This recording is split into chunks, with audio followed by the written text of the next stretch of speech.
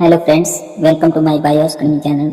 आप सभी का हमारे बायोस अकेडमी चैनल्स में स्वागत है। आज की इस समीक्षा में हमारे सामने कक्षा 11वीं जीव विज्ञान के अध्याय 1 जीव जगत से जुड़ी सामग्री है, जिसमें टैक्सोनॉमी, नामकरण के नियम, वर्गीकरण के पदानुक्रम और वर्गीकरण के उपकरणों का विस्तृत विवरण दिया गया है। क्या हम कक्षा 11 के छात्र से ये उम्मीद नहीं कर रहे कि वो बहुत जल्दी बहुत भारी अवधारणाओं को समझ लें?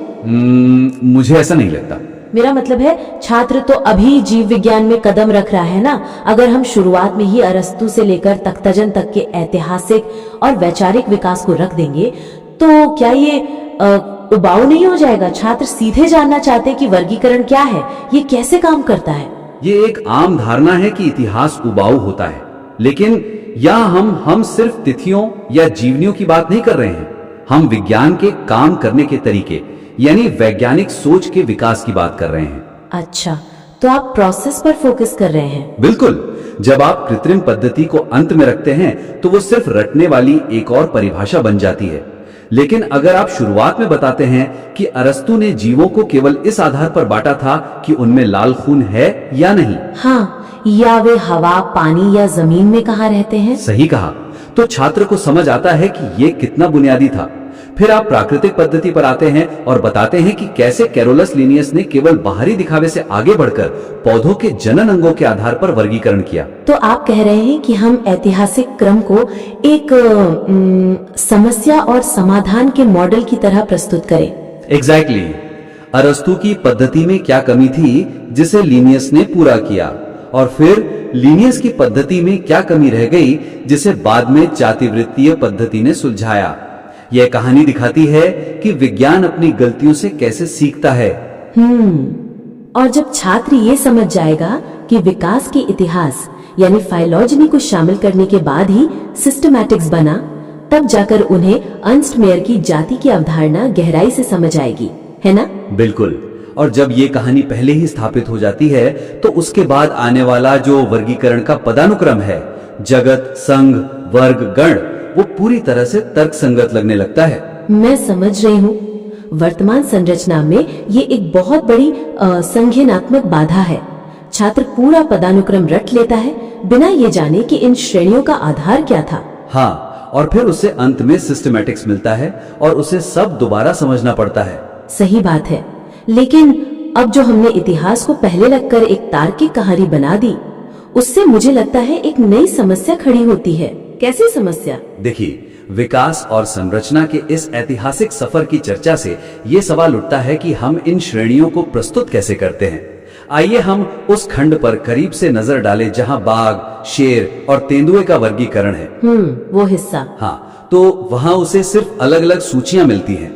क्या आपको लगता है कि केवल अलग अलग सूचियां देने से पाठक वास्तव में पदानुक्रम के बीच के संबंध को समझ पाएगा? मेरा इस पर यही विचार है कि वर्गीकरण के उदाहरणों को प्रस्तुत करने का वर्तमान तरीका रटने को बढ़ावा देता है, जबकि इसे तुलनात्मक अध्ययन के रूप में डिजाइन किया जाना चाहिए। रटने को बढ़ावा देता है मतलब आप उन लंबी सूचियों की बात कर रहे हैं? हाँ, अभी शेर, बाघ, तेंदुआ, बिल्ली और कुत्ते के वर्गीकरण को लंबी, अलग अलग और दोहराई जाने वाली सूचियों के रूप में रखा गया है।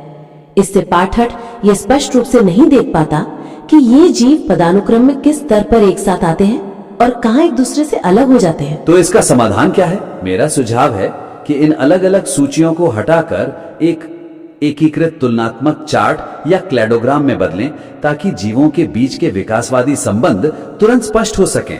मतलब एक विजुअल ट्री की तरह। हाँ बिल्कुल। शेर, बाघ और तेंदुए का अलग अलग वर्गीकरण लिखने के बजाय इन्हें एक ही शीर्षक वंश पैंथेरा के तहत प्रस्तुत करें। फिर दिखाएं कि कैसे कुल फेलिडी में पैंथेरा और बिल्ली दोनों आते हैं। लेकिन कुत्ता अलग हो जाता है क्योंकि वो कैनेडी कुल का है।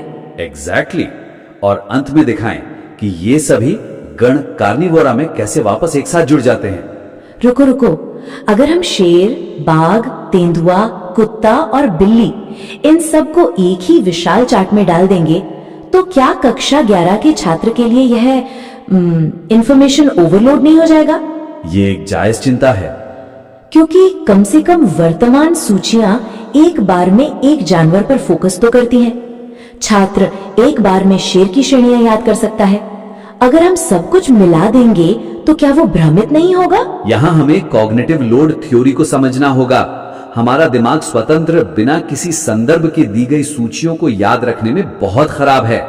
जब छात्र अलग अलग सूचियां पढ़ता है तो उसे 21 अलग अलग डेटा पॉइंट याद करने पड़ते हैं। अच्छा, हाँ, 7 शेर के लिए, 7 बाघ के लिए।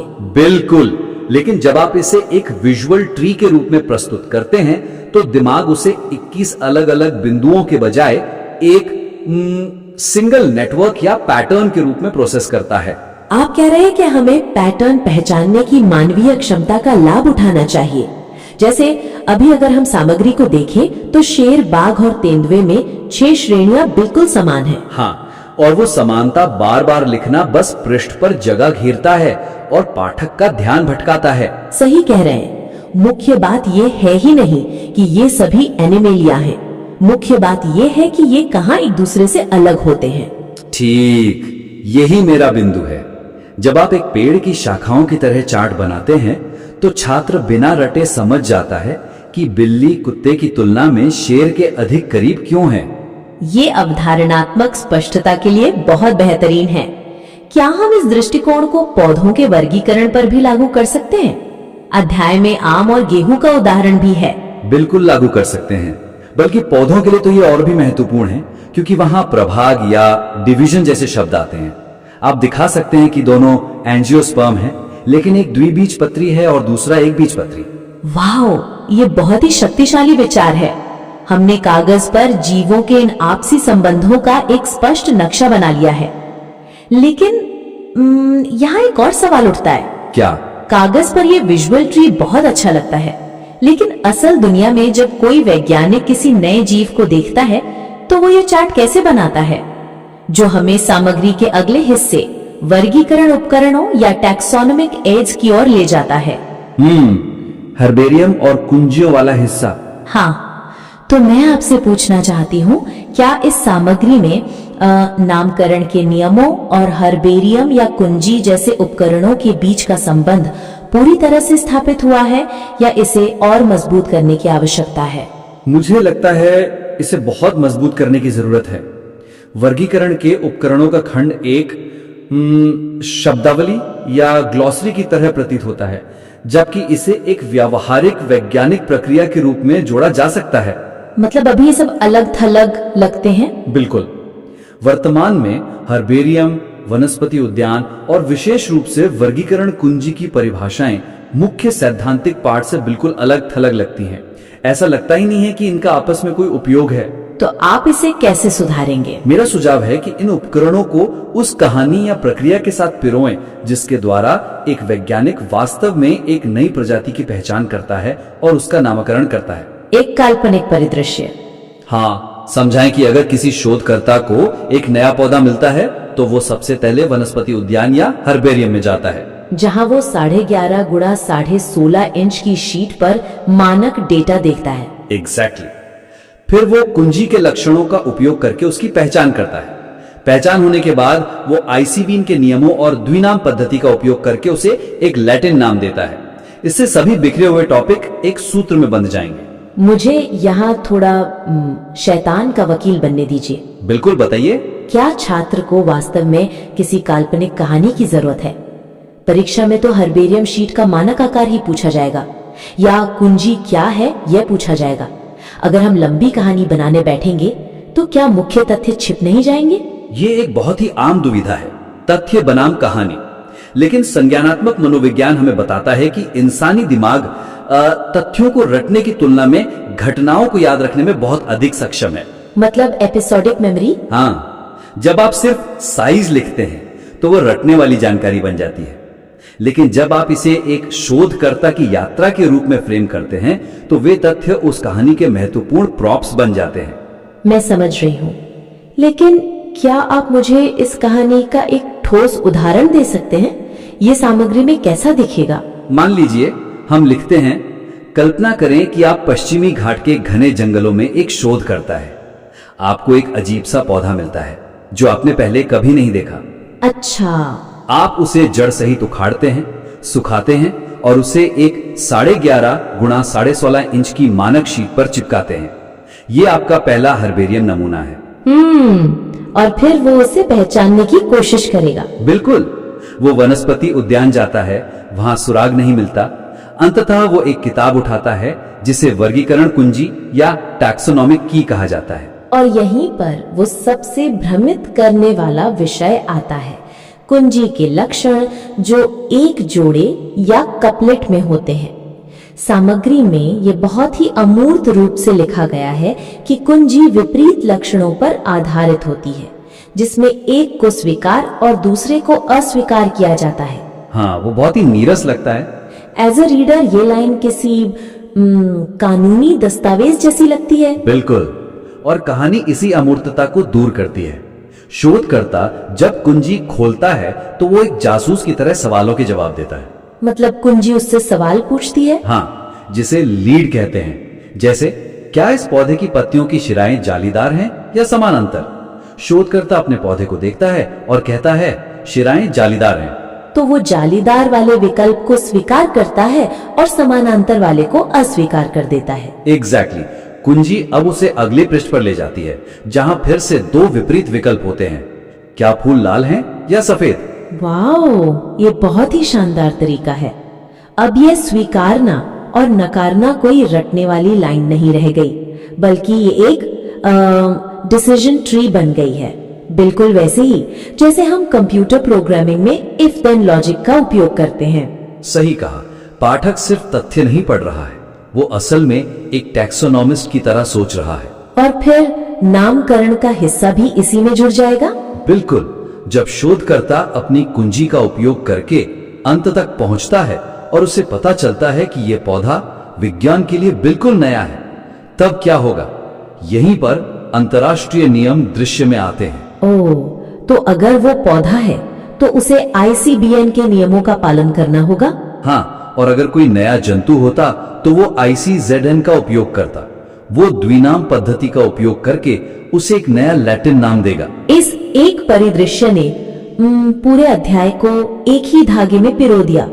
हर्बेरियम, वनस्पति उद्यान, कुंजियां, मैनुअल्स, मोनोग्राफ्स, सब कुछ एक ही प्रक्रिया के अलग अलग चरण बन गए। और छात्र ये नहीं सोचेगा कि उसे 10 अलग अलग परिभाषाएं याद करनी है, बल्कि वो वैज्ञानिक खोज की एक प्रक्रिया को समझेगा। सही कहा। और इसी तरह हम चिड़ियाघर और संग्रहालय जैसी अवधारणाओं को भी जोड़ सकते हैं। नियम सिद्धांत तय करते हैं और उपकरण उन सिद्धांतों को लागू करने का साधन है। वे एक ही सिक्के के 2 पहलू हैं। बिल्कुल। यह चर्चा न केवल इस विशिष्ट सामग्री के लिए बल्कि किसी भी विज्ञान लेखन के लिए एक मास्टर क्लास की तरह है। तथ्यों को सिर्फ एक सूची की तरह प्रस्तुत करना पर्याप्त नहीं है, हमें उन्हें आपस में जोड़कर एक तार्किक प्रणाली बनानी चाहिए। तो आइए हम आज की इस गहन समीक्षा से उभरे हुए मुख्य सुझावों को संक्षेप में समेटते हैं। जी। सबसे पहले, संरचना के स्तर पर सामग्री में टैक्सोनॉमी के विकास के इतिहास और सिस्टमैटिक्स को बिल्कुल अंत से उठाकर शुरुआत में लाना चाहिए, ताकि वर्गीकरण का पदानुक्रम एक तार्किक परिणाम लगे। बिल्कुल। दूसरा, श्रोताओं के जुड़ाव के स्तर पर जीवों के वर्गीकरण को लंबी दोहराई जाने वाली सूचियों के बजाय एक एकीकृत तुलनात्मक क्लैडोग्राम बनाएं, ताकि कॉग्निटिव लोड कम हो सके। और अंत में मौलिकता और दृष्टिकोण के स्तर पर वर्गीकरण उपकरणों को एक अलग थलग शब्दावली के रूप में छोड़ने के बजाय उन्हें एक व्यवहारिक वैज्ञानिक खोज प्रक्रिया के साथ जोड़ें, एक जासूसी परिदृश्य में बदलें। मुझे लगता है ये बदलाव सामग्री को केवल सूचनात्मक से गहराई से विश्लेषणात्मक बना देंगे। लेखक के पास बहुत ही उत्कृष्ट तथ्य मौजूद हैं, बस उन्हें पिरोना है। एकदम सही। हम अपने श्रोताओं को स्पष्ट रूप से प्रोत्साहित करते हैं कि वे अपनी सामग्री में इन संरचनात्मक बदलावों को लागू करें।